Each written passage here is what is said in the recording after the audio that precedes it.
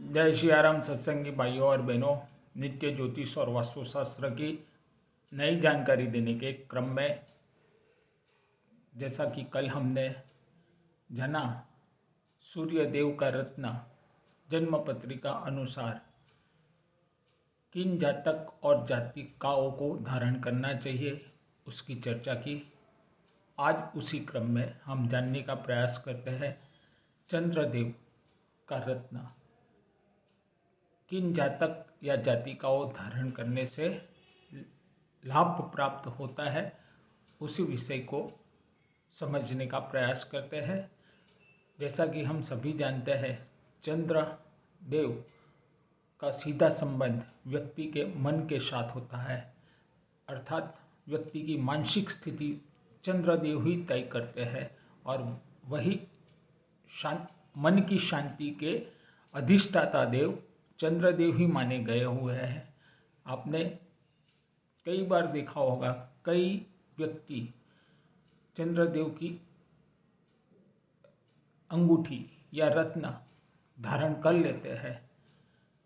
तय आपको खुद करना है। चंद्रदेव का नंग वैसे ज्योतिष शास्त्र में मोती को माना गया हुआ है। आज के परिप्रेक्ष्य में हम बात करें, शुद्ध मोती मिल पाना अत्यंत दुर्लभ हो गया है और इस स्थिति में मोती की क्या कीमत हो सकती है, उसका क्या मूल्य हो सकता है, वो आप खुद तय कीजिए। फिलहाल जो बाहर बाजार में चंद्रदेव के रत्न कहकर जो व्यापारी लोग या सुनार का काम करने वाले लोग या रत्न का काम करने वाले लोग किसी भी व्यक्ति को जो रत्न चंद्रदेव का मोती समझकर दे रहे हैं, वह कितना सही और सटीक है, वह तय करना आपका विषय है या आप खुद तय कीजिए। मैं यहाँ सिर्फ आपका ध्यान आकर्षित करना चाहता हूँ।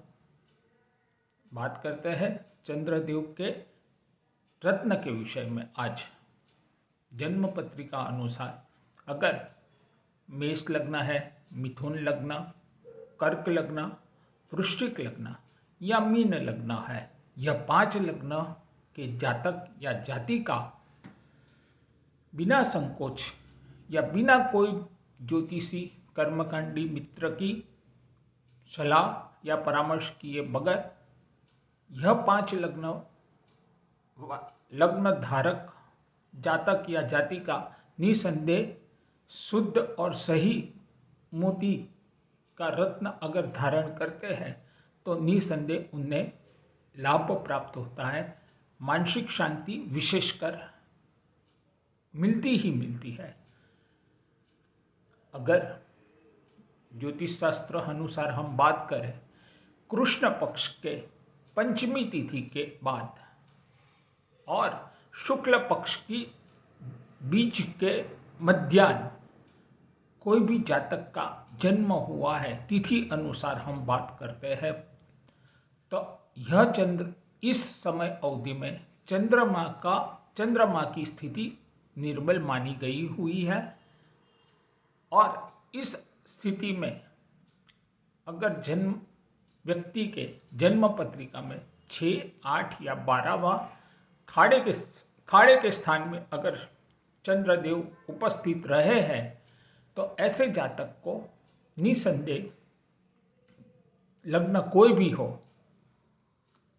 चंद्रमा का रत्न धारण करना चाहिए, जिसे व्यक्ति को निसंदेह लाभ ही प्राप्त होता है। भाग्येश होकर के यदि चंद्रमा अष्टम स्थान में बैठ जाते हैं तो ऐसे जातक के विषय में इतना कहा गया है, और यह स्थिति मात्र वृश्चिक लग्न में होती है।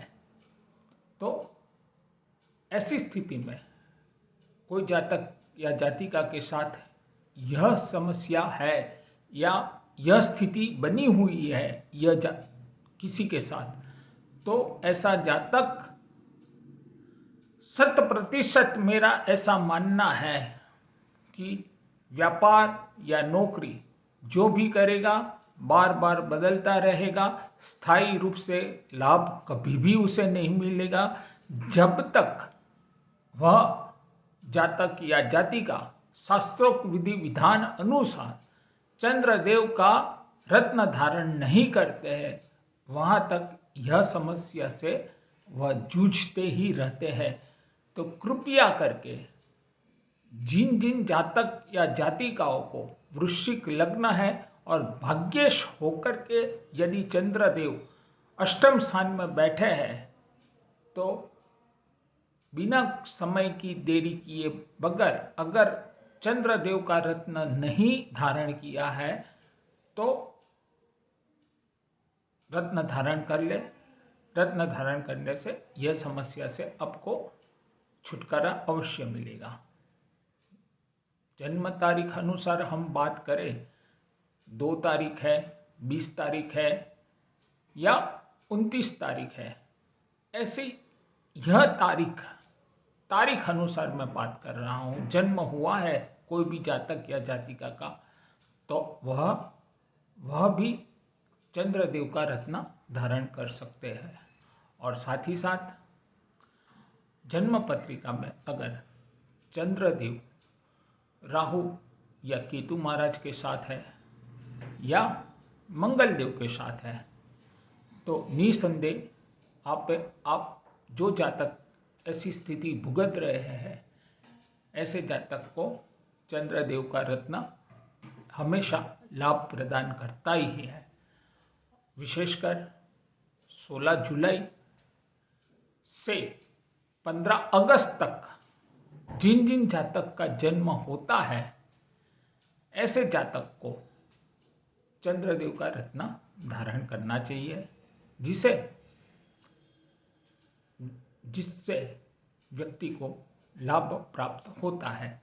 यहाँ विचारणीय तथ्य यह भी है, पूरी जन्म पत्रिका विश्लेषण करने के उपरांत ही आपको यह तय करना होगा कि चंद्रदेव धारण कौन से गले में धारण करना है या अंगूठी में धारण करना है, और अंगूठी में धारण करते हो तो कौन सी उंगली पर या कौन सी फिंगर पर आपको धारण करना है। ज़्यादातर देखा गया है बुध देव की उंगली अर्थात सबसे जो छोटी वाली उंगली होती है और जिस लास्ट उंगली जो होती है वह उंगली पर ज़्यादातर लोग बुध देव की उंगली पर चंद्रमा का रत्न धारण करते हैं। कदाचित मेरे मत अनुसार यह एक गलत बात है और यह एक गलत कार्य होता है। जन्म पत्रिका विश्लेषण कर आपको तय करना है कौन सी उंगली में ज़्यादा शुभ परिणाम हमें प्राप्त होता है, वह देखकर ही आप धारण करेंगे तो निसंदेह चंद्रमा के आपको शुभ प्रभाव देखने को मिलते हैं। धन्यवाद। जय सिया राम। अगले दिन मंगल देव के विषय में जानकारी लेकर के आपके सामने उपस्थित रहने का प्रयास करूंगा। जय सिया राम।